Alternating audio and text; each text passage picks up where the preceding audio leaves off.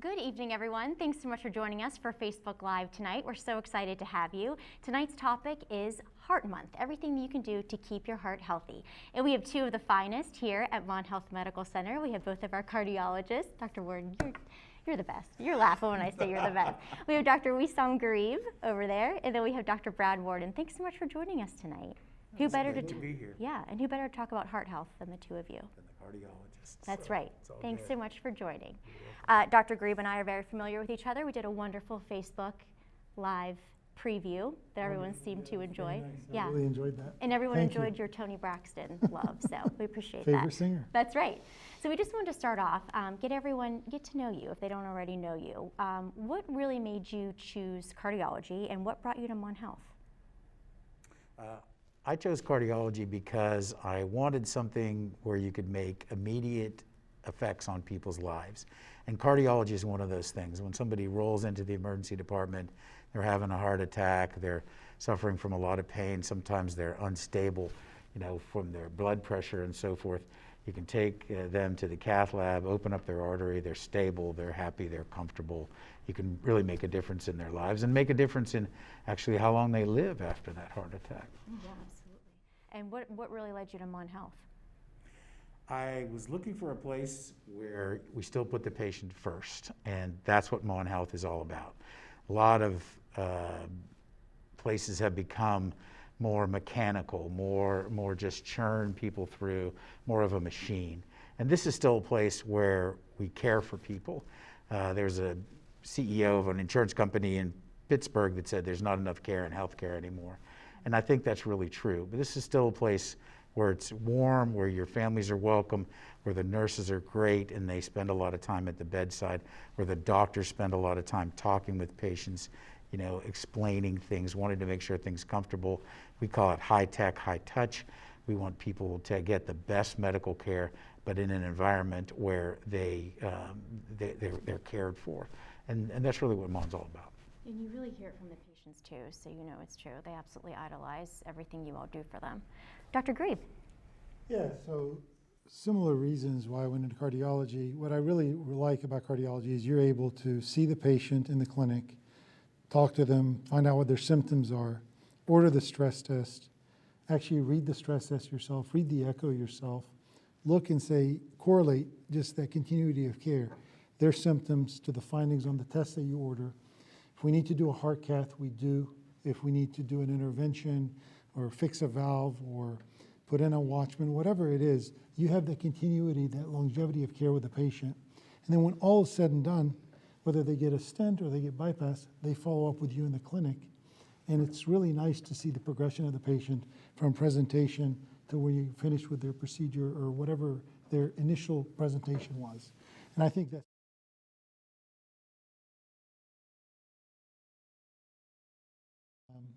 why Mon Health. I have worked in big centers, and I really like the one-on-one approach that you get with patients. You really get to give them that personalized care, and then you're able to not just know them, but you also get to know their families. Half of my patients come from family members. They get referred from that patient saying, you need to go see this doctor for this particular problem. And it's nice. You get that really warm and fuzzy family type approach. Perfect. All right. Well, our first live question, a good one. How can younger women be proactive about their heart health? Who wants to take that? I'm happy to answer that. I think one of the most important things is risk factors. So we want people to be active and participating in improving their health way before they see the cardiologist. I mean, exercise, diet. If you do have medical conditions like diabetes, know what your numbers are. Be conscious about taking your medications, following up with your family doctor. High blood pressure, making sure your blood pressure is under control. High cholesterol. There's a lot of things you can do that can actually change your future. There's still some things, unfortunately, genetics, we still haven't figured that out yet, but it will probably come someday. We'll be able to adjust that because some people just are more prone to having coronary disease or valvular disease or other problems with their heart. But you can't adjust that, and you can't adjust it's actually just being male is a risk factor for coronary disease. But certainly, yeah, we can't be confused about the #1 killer of women in the United States, and that's coronary disease. It's heart disease. And it's you almost think about. I think a lot of the population thinks it's more in men. Men are die of heart attack more than women. But if you go on Google, and it's a little better now than it was 5 years ago. But 5 years ago, I looked on Google, and of the first 100 pictures of a heart attack, there were only 3 pictures of women having a heart attack. So 97% of them were pictures of men. And that's what people thought, if you ask, and they have done surveys of people, and they say, oh, it's breast, or women's problems and so forth. But the truth is, and it's important to be screened for those things too, don't get me wrong. But that's not the #1 killer. The #1 killer is still coronary disease. All right. Thank you, Dr. Worden. Next question. We wanted to cover valves, clips, Watchmen. What are these procedures? Can we go over them? Yeah, everything you just said is relatively new realm in cardiology. It's called structural heart disease. And basically, cardiology is one subspecialty, but it's actually multiple different types of things that we do. We have heart failure specialists, we have imaging specialists, and even in imaging, you got CTs, MRIs, echoes, nuclear. You have electrophysiologists, you have interventional cardiologists, you have vascular cardiologists. So it's really multiple subspecialties. One is that has now become more popular because the technology's finally caught up is structural heart disease. And what we're talking about is you have your arteries, which we stent, but then you also have other things like valvular disease, such as stenosis, where the valve doesn't open, or regurgitation, where the valve doesn't close properly. And then you also have issues like when you have atrial fibrillation, patient is on a blood thinner because you're trying to prevent strokes, but they can't take that blood thinner. And that's where these things that you just mentioned come about. So what we're able to do, if you have a stenotic valve, we're able to go in and place a valve inside through the groin rather than open you up, and that's called a TAVR.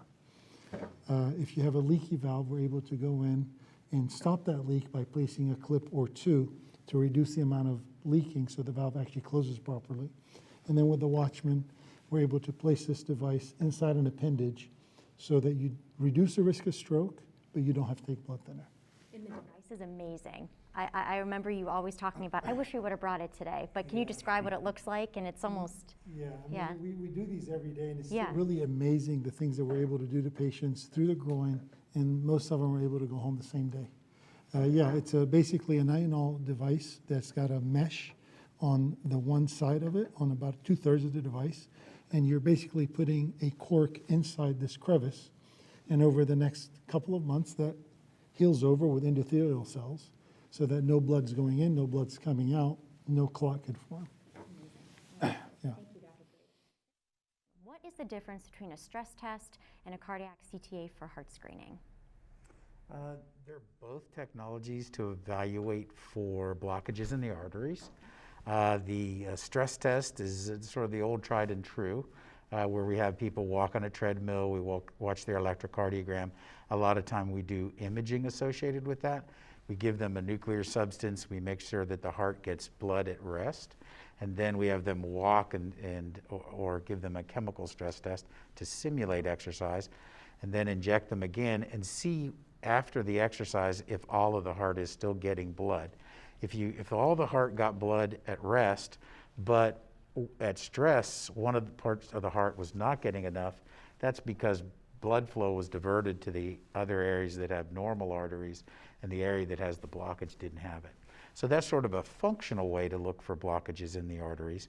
Then the CT coronary, CT angiograms, is actually a CT scan, and Mon has done great things. They've invested in a high-tech CT scanner that's very high speed, and within the matter of seconds, you can actually image the arteries. And that's great for patients because it has a negative predictive value. In other words, if you think somebody's young and has, limited risk factors for coronary disease, but say a stress test is equivocal, or then in the latest recommendation, it actually is a sort of a phase 1 approach. You can actually send somebody that's having chest pain for that test. It does a great job of actually imaging, and you see 3D renditions of the heart arteries that you can rotate and actually watch the blood flow and so forth through there. And it's great for, like I said, the people that have low probability. Where it doesn't work as well is people that have a lot of risk or a lot of risk factors, and you get blockages that are kind of moderate. So it'll say, well, there's a blockage there of somewhere between 50 and 80% or something, and that doesn't help you. And then we normally have to do a catheterization. But for people who are relatively young or have relatively limited risk factors, it does a great job, because if it's normal, it's normal, and it tells you that you don't have blockages in the arteries. But just to say something else about it, they're actually complementary, and it really depends on what Brad was saying is what your risk profile is. So some people a stress test is better, and some people a CT scan is better. And even that technology keeps improving.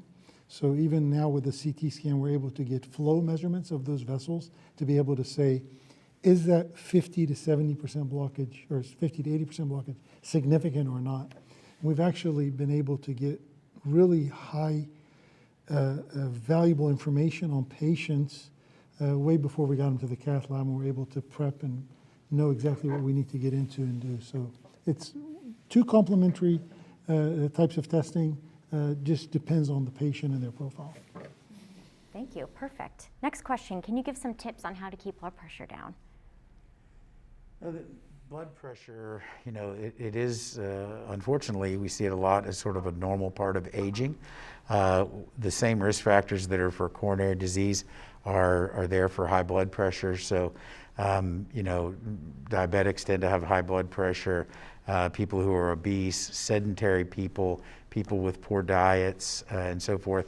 So after you've been diagnosed with high blood pressure, the most important thing is adhering to your medical regimen, weight loss, exercise, diet, all those things are important. Salt also is very important. Now, not everybody is salt sensitive, but there's a significant number of people that are out there that if they eat more salt, their blood pressure rises.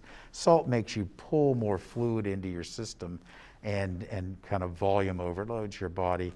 So avoiding salt, and we find salt now in everything. Most processed food has salt in it, because it gives it flavor, especially, if it's low fat and low carb, you got to have something else in it. A lot of times it has salt. Yeah, and the rule of thumb is if it tastes good, spit it out, because it's probably not good for you. I've never heard that. Oh my gosh, straight from the cardiologist. That's right. You're so right. Wow, okay, perfect. Thank you. Next question, and Dr. Grebe and I were just talking about this. Have you seen patients with heart issues as a result of COVID? Oh, wow. Yes and yes. So there are two types of heart issues that occur with COVID. Well, there's more than two types. There are mainly three major types that occur with COVID. So the one that we see the most often, not the one that's most diagnosed, the ones that we see in this hospital most often is COVID with pulmonary embolism.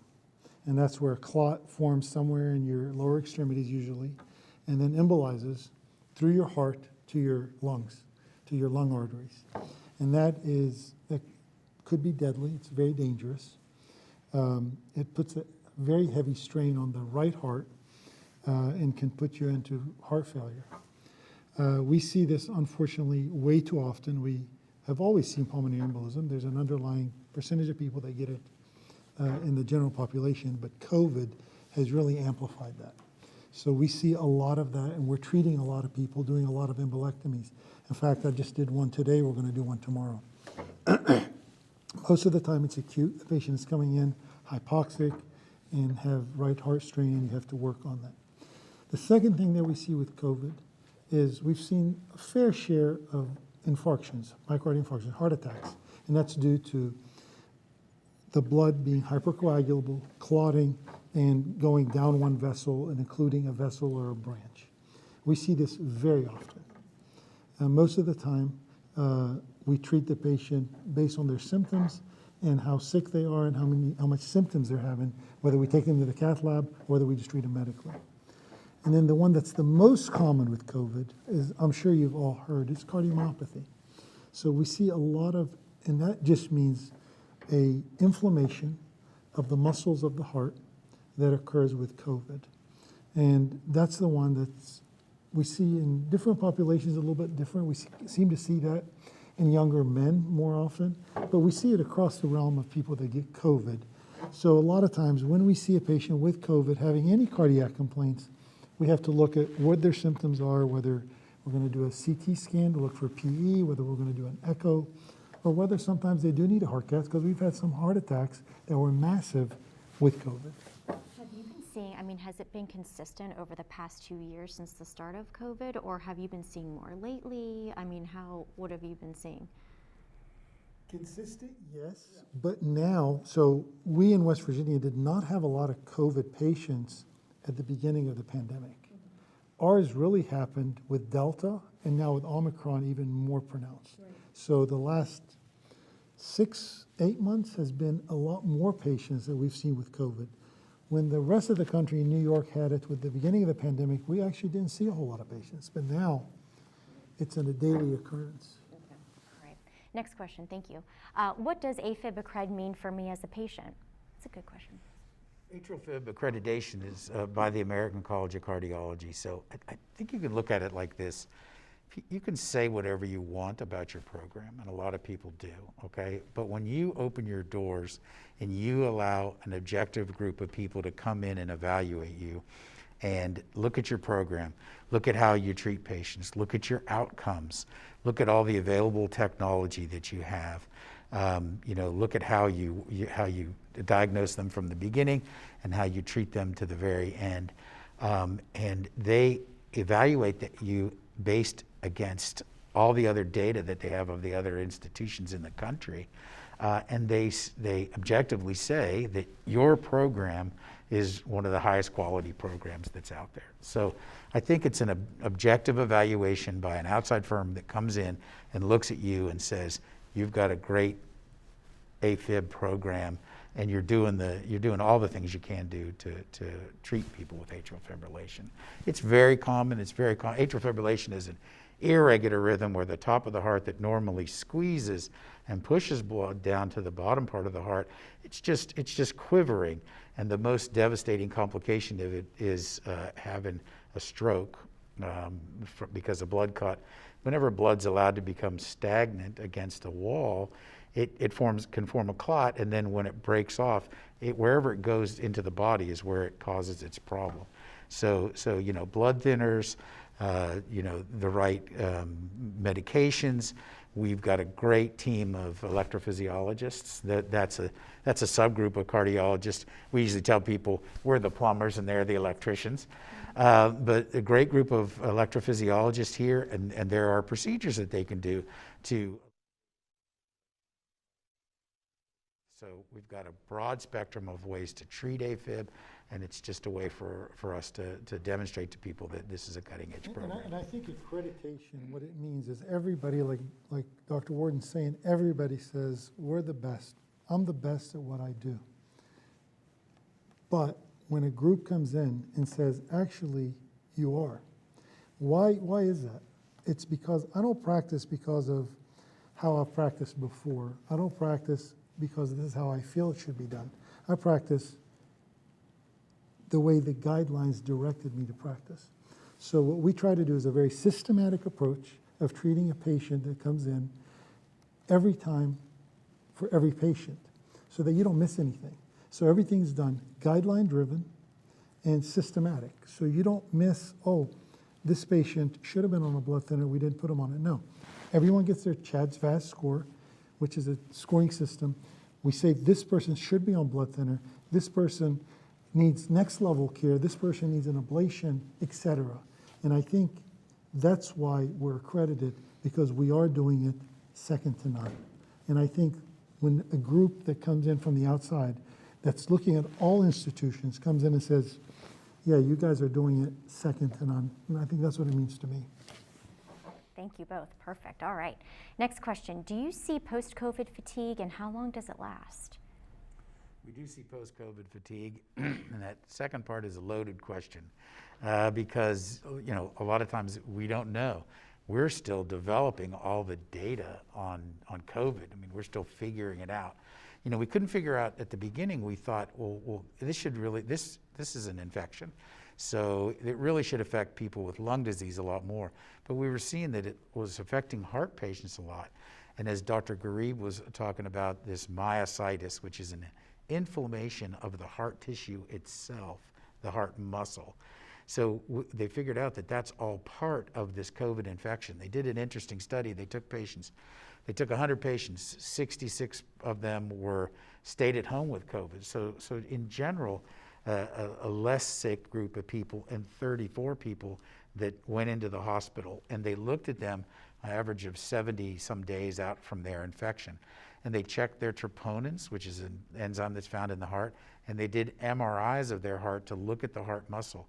And they found that 3/4 of patients, you could see changes on the MRI and the same correlation with an elevation of that enzyme in the blood that's normally not found in the blood. It's normally just in the heart muscle. They saw that inflammation. So you saw that 3/4 of the patients actually had evidence of this myocarditis. And so as we learned this, we started figuring out why some people had these episodes. They're talking about more shortness of breath, or they have faster heart rates when they exert themselves and so forth. And the second part of it is, how long does it last? It's really variable, because some people get over it seems relatively quickly. Other people still have symptoms and they had COVID, you know, a year ago or more. So it's very difficult. It's really difficult to treat. I mean, the long COVID is difficult to treat because the younger people that I'm seeing have the tachycardia with minimal exertion. The middle-aged people that I'm seeing have the shortness of breath, and we're talking a year out, year and 4, year and 6 months out, and they're still complaining of shortness of breath. And we do the echo, and we're not getting the reduction in heart function. But I think, like Dr. Warden's saying, MRI would probably show you some of this scar tissue that's formed, some of this myocarditis that has occurred. And again, the treatment's going to be basically what we already know: ACE inhibitors, maybe some beta blockers and things like that. But unfortunately, we don't have really good long-term data or more well-studied data to know what's the best thing to do. Thank you. All right, next question. This is an interesting question. Is it true that if you don't floss, plaque can build up in your arteries as well? Who wants to take that? So inflammation is a very big factor in atherosclerosis, which is plaque buildup throughout the body. For instance, if you see a patient with a vasculitis or some of the rheumatological diseases, when we step on fluoro in the cath lab, you will see the tree line of their arteries without injecting any dye. So they have a lot of calcification, which equals inflammation. And if you took patients that have coronary artery disease or that don't have coronary artery disease and checked their ESR or CRP, which is an inflammatory marker, you would see in the patients that have coronary disease and more atherosclerosis, those are elevated. Now, move on to flossing your teeth and having good dental hygiene. If you don't floss your teeth, you're going to have more inflammation and you're going to have chronic inflammation. So there's going to be seeding of bacteria through your body at all times or more frequently. And that means you're going to have more inflammation, which means you're going to have more atherosclerosis. So good dental hygiene will help reduce the inflammation in your body and hopefully will have less atherosclerosis. I hope that answers the question. Yes, absolutely. Perfect. All right, next question. Well, we briefly went over it, but it is a good question. What in the world is Watchman Flex? Okay, so Watchman is the device we were talking about earlier for atrial fibrillation that we place in the appendage in order to reduce clots from forming, reduce stroke. This got approved in the United States about 5 years ago, give or take. That was the initial device that became FDA approved.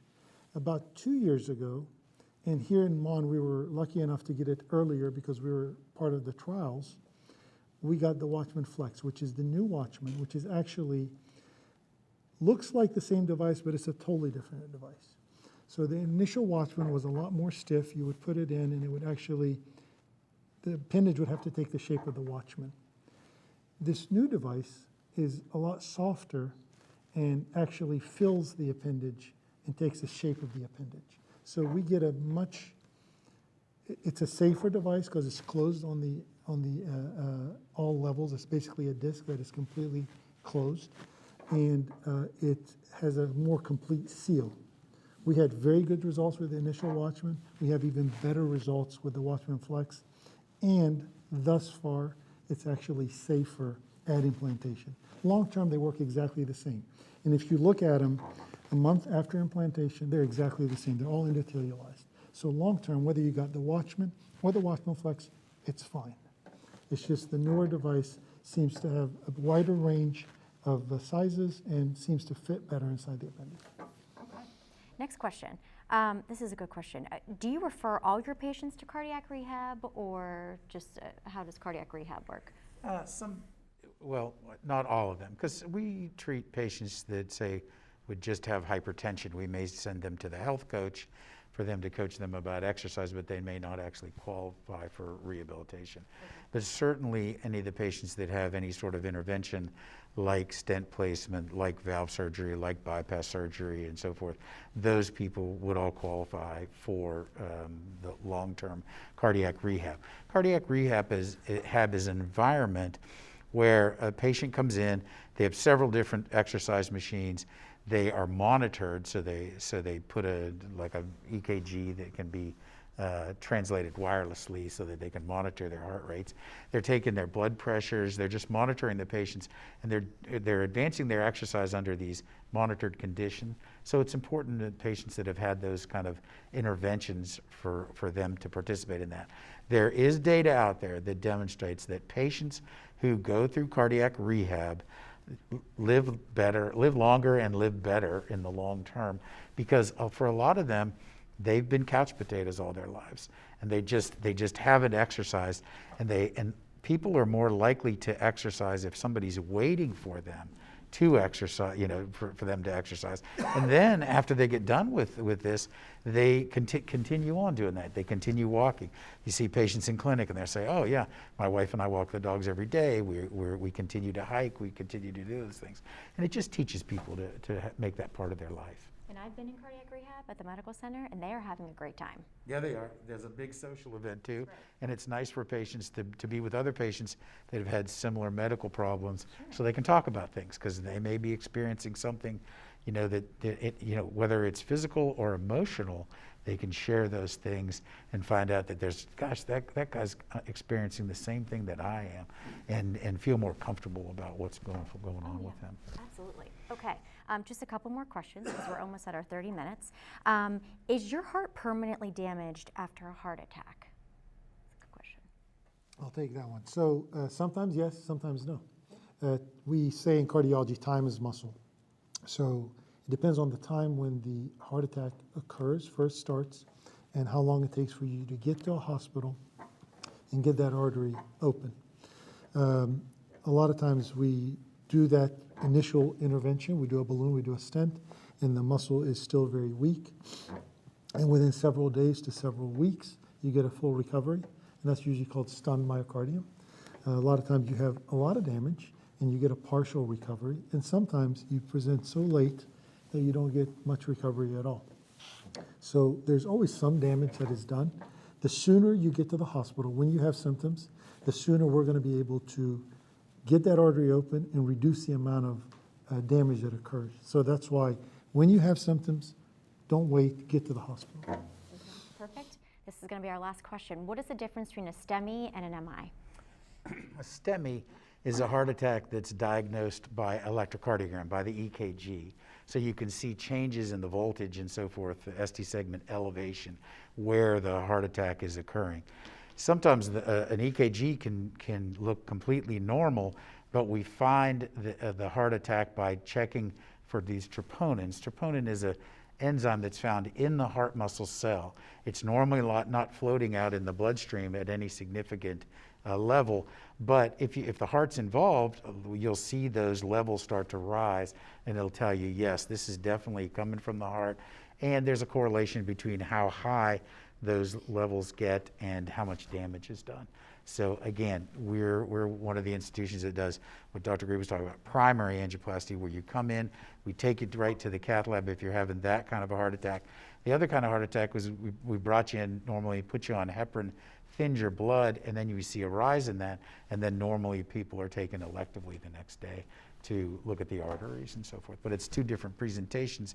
They both are actually heart attacks, though. Okay, thank you. Next question, is cardiac rehab still recommended for very physically active people? What are the benefits? That's a good question. So yes, it is. And the reason being is you may be very physically active, but you just had an event, whether it was a heart attack, a stent, surgery, valves. And the last thing we want you to do is go back to doing what you were doing before without being monitored. So in cardiac rehab, they're going to tell you, hey, listen, for this period of time, we don't want you doing heavy exertion. We don't want you doing anything. I tell patients, don't do anything that makes you grunt. We don't want any acute rise in blood pressure. So cardiac rehab is going to be monitored. You're going to be on telemetry. They're going to be monitoring your blood pressure, and they're going to monitor your heart rate, how it responds to exercise. So those things are extremely important, especially after an intervention. Now, the more physically active you are prior, the shorter your cardiac rehab is going to be, and the sooner they're going to say, you're free to go. But I think at least getting that assessment and having an idea of what you should and should not do is extremely important. And we customize the program specifically for the patient. You know, they will understand that you're more physically fit, and they will probably start you out, you know, monitor you at a limited level, but perhaps push you further faster than somebody else who has very limited exercise capacity, et cetera. So, but this monitored condition, because every once in a while somebody has rhythm problems or blood pressure problems and those sorts of things after they've had an event, and it's important for to know those things. Okay. Perfect. Thank you both so much. We've had some amazing comments. Someone said, Dr. Grieb, you saved my life. We're so blessed to have you both so close to home. And everyone's saying thank you, very informative. So thank you so much for joining us tonight. Thanks for having me. Dr. Grieb, Dr. Warden, thank you again. And thank you so much for all your amazing questions. I hope you learned how to keep your heart healthy tonight. Have a good one. We'll see you next month.